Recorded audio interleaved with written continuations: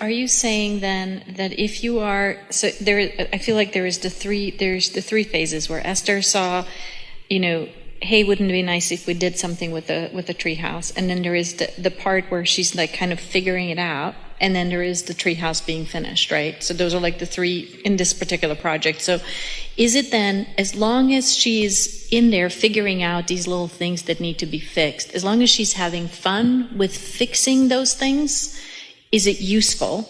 Or would it be more useful to just say, hey, I want somebody to fix this up, just make it nice for me? You have to figure that out for yourself. If it's something that's really bothering you, then it's better to turn your attention from it. But the most delicious creating is to have knowledge of how this all works. And so to realize that you're having a step 1 moment and being all right with it, which makes it a step 5 moment really. But to realize that you're having a step 1 moment and that there is a bounce from it and that energy is now flowing because of it. Now, here's another statement that we have not made this clear before.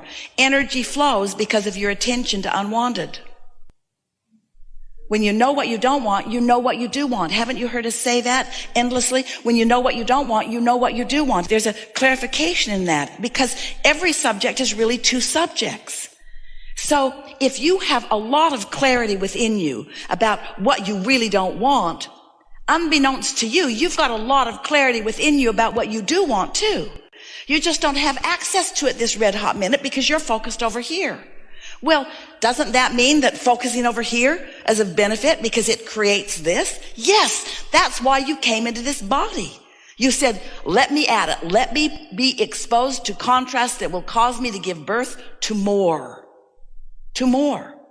So the contrast causes you to give birth to more. And when you are like you or like Esther, where you understand this, you understand your guidance system. Esther didn't really go into any sort of negative emotion about the treehouse. It was just this comfortable light. Wouldn't it be nice if? I remember when it felt more exciting. And then right in the middle of those thoughts, she started feeling a little energy move toward it. And she started thinking about some things that might be fun, might be satisfying to do. Not because they need to be done. You see, that's what gets you in a bound up place. If you've got a problem that needs a solution, what do we do then? You're in deep doo-doo.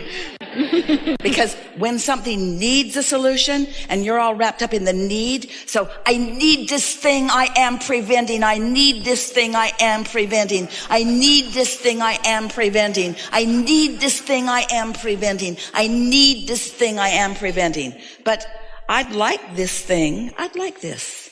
I would like to feel that way again about this, and I would like this. Well, soft, gentle desire is the most powerful desire in all the world. Soft, gentle focus about things you want is the most powerful state of being because you want it and you allow it. Oh, thank you very much. You want it and you allow it. Oh, thank you very much. You want it and you allow it. Oh, thank you very much. So Thursday, before Esther left the property, without anybody making a phone call to anyone about any of the madness and mayhem that had been happening on the property with the gardeners, 8 trucks from the same company showed up on the property. And there were over a dozen men, maybe 20, with all kinds of equipment just moving everywhere around the property. And everyone was saying, who are they? Why are they here? What's going on? And in one day, they transformed everything that had not been the way Esther wanted it to be into what she wanted it to be. And she's saying, did you call them? Did you call them? Did you call them? Nobody called them. Nobody called them. The universe called them. The universe called them. They came in response to Esther's desire. And Esther, she was taking a walk around the property at the time when she's looking at this truck, and the name of the company is on all of them, and she's thinking, this is pretty exciting. And then she's seeing mowers everywhere and weed eaters everywhere and riding lawnmowers everywhere and people everywhere. And she can see that they really know what they're doing. And she is walking and jumping and clapping her hands together and walking and jumping and clapping her hands together. Her eyes are bright, and one person after another introduced himself to her. 3 of the men that were on the property were managers. It's like everyone in the company came and in a day solved Esther's problem. In a day. In a day. In a day. So it's almost, it feels like it's when there is that strong desire, like there is this thing that needs to be fixed. It's almost Let's not call it a strong desire. Let's call it a clear desire. And let's call strength non-resistant. You see, what humans think a strong desire is almost always includes a lot of resistance. I really, really want this because you have gathered all of your resistance to fix it. That's not a productive desire. That's a desire that you're contradicting with your own attention. That's actually the weakest of desires. What humans think is a strong desire is actually their weakest state of being because they're working against themselves. So it's a soft focus, a relaxed desire. It's ease and flow desire. It's a positive expectant desire. It's a wouldn't it be nice if desire. It's a, oh, I really love it when desire. It's, oh, I would really like to see that desire. Oh, wouldn't this be fun? Wouldn't this be nice? And you almost never can get there in the middle of looking at what you don't want. You see? You got to put some space between. So when we see the garden not being the way we want it to be, then the solution is to not get hooked into it, or? It's even worse than that. It's not only do I see the garden not the way I want them to be, I see the culprits. I see the reason. I see the reason it is not. I see the ineffectiveness. I see the mower's not sharp. I see the lack of attention. I'm compounding it. I'm really making a case for it. Well, all the time you're making a case for it. Can you see what happened? Esther brought distinction to her vortex. There's an entrance into the main center building. Someday maybe you all will come and see. There's an entrance into the main center building that is big, beautiful stones, each one of them interesting in their own way. Esther will say, you're my favorite. Oh no, you're my favorite. Oh no, you're my favorite, because all of them are unique and beautiful, and there's grass growing between them. And the grass has become quite a tuft of grass.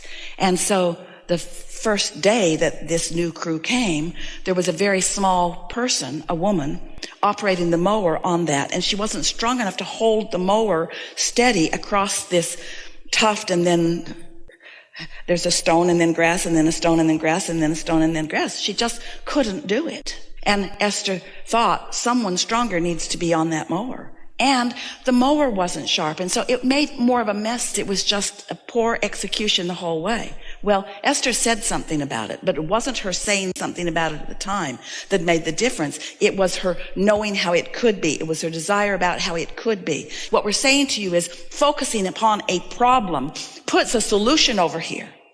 And once the solution is there, if you're not focused upon the problem, then the solution can come to you. That's the thing. That's why we've been talking to you for so long about step 1, step 2, step 3. But humans, we love you so much. You want to do step 1, and then you want Source to do step 2, and then you want to keep focused upon step 1 until Source fixes it with step 3. Well, that's not how it works. You've got to let it go, and you've got to stop beating up on yourself. Esther was not wrong to notice the mess they were making. She shouldn't go off and say, oh, I'm so picky. They're doing the best they can. That's not the solution. The solution is, this isn't getting it. This is not what I want. But you know, Esther has never known more clearly what she wanted until she got several weeks of what she doesn't want. And those weeks of what she didn't want produced the most magical solution that happened in one day that she's ever witnessed in her entire life. So, poop to value? A little bit of what you don't want can go a long way toward what you do want, yes? You see what we're getting at? You've just got to stop freaking out when you're in the step 1 mode. Understand that it's part of the process.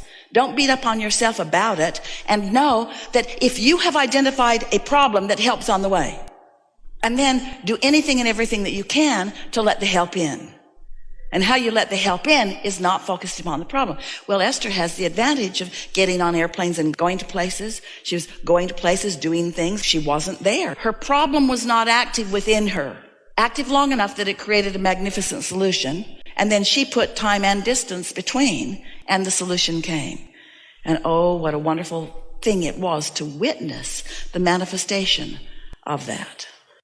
It's a matter of putting that space to allow it to come into being. It's a matter of knowing how this works. How does it work? Law of attraction, big. Me, thinker, offer vibration. Me, know what I don't want. Create what I do want in the vortex. Create what I do want in the vortex. Do you believe that? Do you believe that your solutions are there? Because if you don't, then none of this makes any difference. But if you can accept that there is a vibrational reality that is going to show itself to you, and the showing itself to you is going to be way fun, then can't you be a little less heavy-handed on the problem, and can't you be a little more solution-oriented? But you see, we love you so much.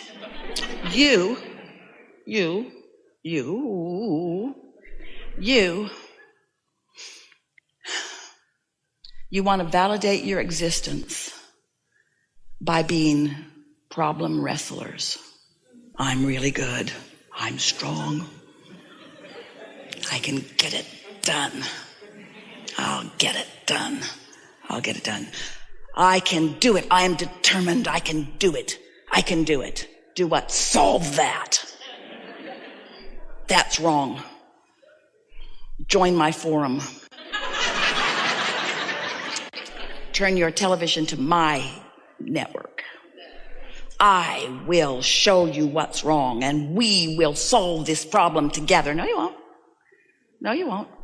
You'll make a bigger solution, which you don't have access to.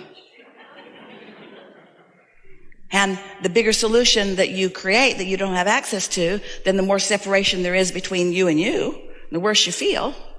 You gotta chill.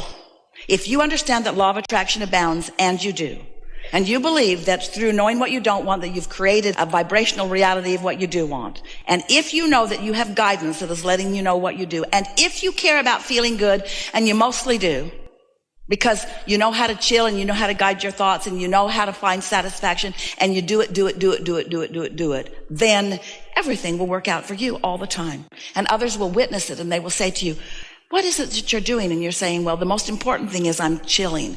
And they're saying, no, you're not chilling. You're just lazy. And you say, no, this is chilling. Chilling is allowing step 3. What? Chilling is allowing what I want to come about. What? Chilling is letting in what I've been asking for. What? Oh, I can't explain it to you. Just watch me. Just watch me. Just notice how light I am, how easy I am, how playful I am, how eager about life I am, how willing to do things that are fun for me I am. Just notice what a light touch I have to things. Notice that I don't let anything become a big hairy deal. Notice that I don't get really bent out of shape over anything anymore. Notice that I don't carry any grudges. I don't pick any fights. Notice that I try more and more to be optimistic rather than pessimistic. Notice that I don't join in any pessimistic conversation. Just watch me. Notice how happy I am, and notice how the happier I am, the better it goes for me. This is a really good time for a segment of